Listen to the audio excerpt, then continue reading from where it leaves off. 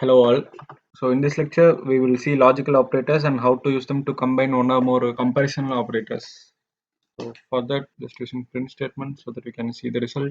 So we have to check 1 less than 2 and 2 less than 4.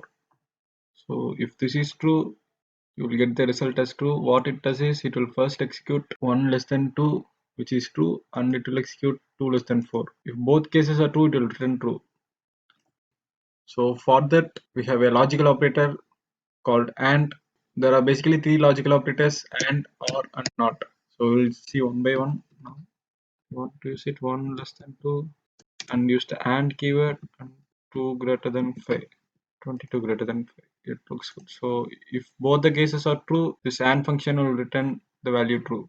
But any one of the cases fails, then AND returns false. Can use bracket for easy understanding, or else if you don't want to use bracket, then just leave it. So up to your wish. Okay, now you will see OR operator. So in this condition only the first part is true and second is false. So OR operator, what it does is it will return true if any one of the condition is true. Either A is true or B is true. Here this is true and this is false, so it returns true. What if both are false? It will return false. And we will see the use of NOT operator now. Not true equal to true. What NOT operator does is it will opposite or reverse the boolean coming here. So this is true, not of true is false. So for that you can just simply add a not equal sign here. So this comparison check will be same as not of one we seen before. So that's it for this video. Meet you in the next lecture.